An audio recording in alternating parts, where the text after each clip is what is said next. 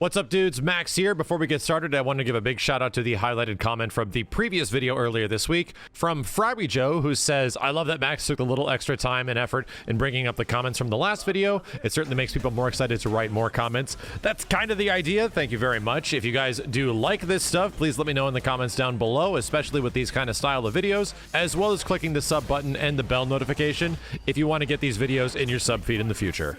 It's been quite a long time since there has been a new thing from Capcom fighting game wise that right off the bat leaves a pretty relative positive impression. You know what I mean? It's been quite a while. I think the first thing I actually want to address now that we're 24 hours after the hype, you got to understand from my perspective, that could have been RE8 DLC. That could have been a reverse launch, right? There were several things that could have been that were not fighting games.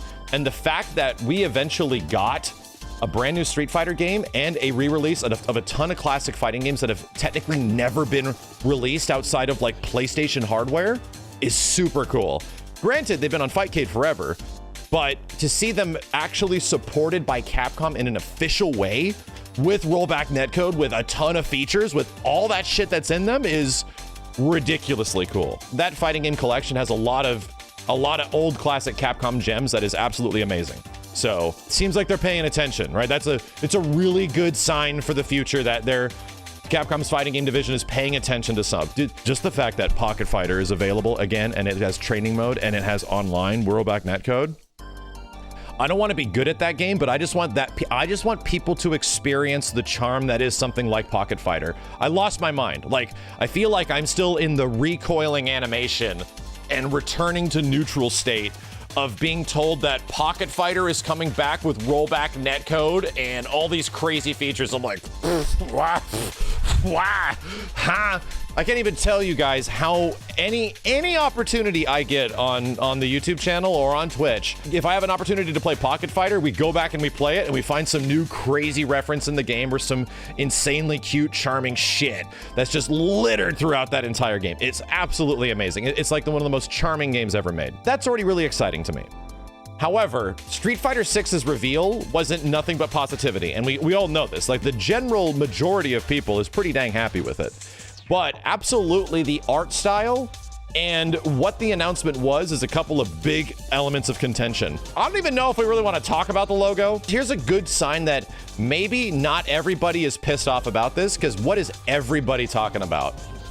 Everybody's talking about the logo, right? Of all the things that could be really bad about the Street Fighter 6 reveal trailer or teaser, the thing that everybody's talking about is the logo? Okay, all right, yeah, the logo's pretty bad. Logo looks like it's like, as somebody confirmed, practically stolen clip art. I get it. Yeah, it definitely isn't good. I get what the logo's trying to say, and we'll talk about that with its art style, and it's really not good. I really don't like it. I feel like they can go for something else if they want to catch people's eye. But to me, it's really funny that of all the things that people could be complaining about in Street Fighter 6, the one that is taking the absolute top tier of like contention from everyone is the logo. You gotta understand, I come from the perspective of a Street Fighter 5 launch and Marvel vs. Capcom Infinite over the past 7 years, chat.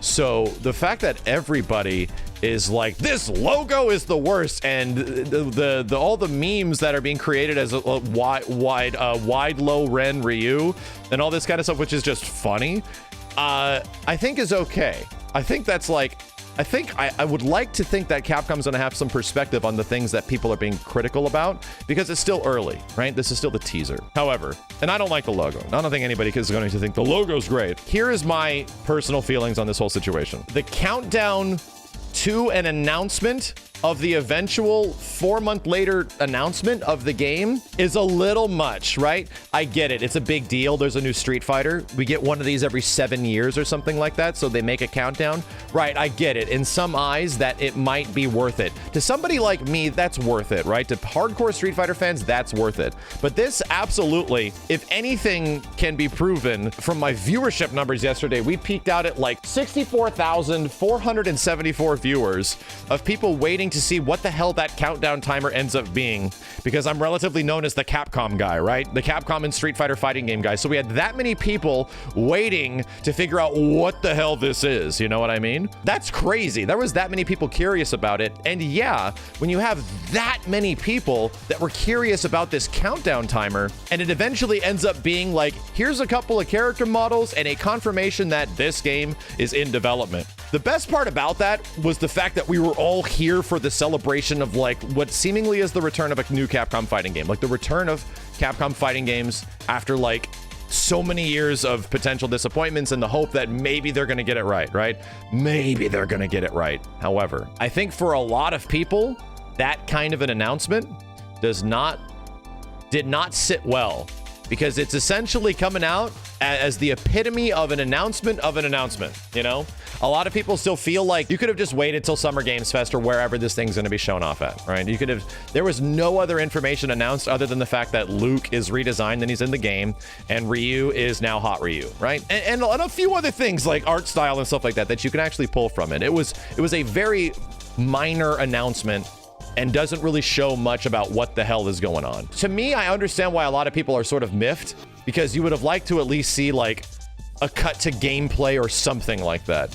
But I think they're just maybe a bit too early, right? I think they felt like just the announcement / reveal that Street Fighter 6 is happening is big enough. But here's the thing. We've already got the inkling for so many years that Street Fighter 6 is out there somewhere because of Street Fighter 5, right? I feel like Street Fighter fans in general already know that this was going to happen relatively soon, you know? It was pretty damn obvious when Street Fighter 5 went dark for essentially like 9 months before Dan eventually was revealed and came out, you know? Like there was a period of time where it's like, well, either Gil and Seth definitely feel like the final characters, like these are the last boss characters of Street Fighter 5. So clearly Street Fighter 6 must be close, right? I feel like people have been asking for Street Fighter 6 for a hell of a long time, right? The conversation of when is Street Fighter 6 has been going on for a long time. So the eventual reveal that it's here is like, yeah, we know. We just want to know what it's like, right? So many people just want to know what's in it. Like that's the big question. The big question is this going to fix the problems that Street Fighter 5 had? That's what Capcom did not give people, you know? You got to think from their perspective, the perspective of a lot of casual players that feel burned on spending $60 at Street Fighter 5 at launch. That still burns them to this day. Right? People are still burned on Street Fighter 5 to this day, regardless of how the game improved. So all those folks did not get that answer. They did not get like the reassurance that this is going to be something that they should be getting excited about, because they've been burned on MVCI and they've been burned on Street Fighter 5's launch. First impressions are everything. And while this does leave a relatively okay first impression, it's not enough to pull a conclusion, you know? Fans can't pull conclusions from a teaser that just shows 2 characters and no actual gameplay. I get where people are coming from in this situation. I think I understand why there's a lot of contention here. So many people that want to have questions answered. Like I completely get that. And it did nothing. It did nothing to answer those other than just showing you that it's actually real. What this boils down to is that in 4 months, or whenever they choose to show this thing, then they choose to actually show the game and to hopefully get you back on their side of like big scale, hopefully big budget Capcom fighting games. When they do that, they have a lot to prove.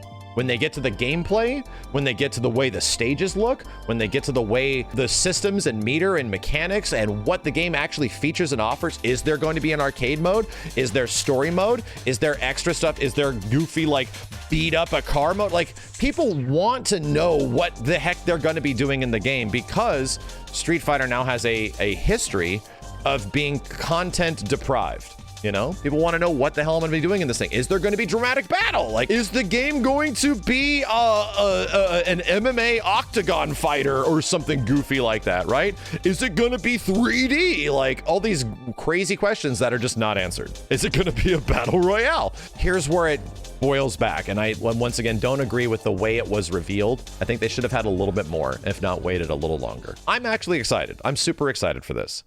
But I don't think everything lines up for me personally.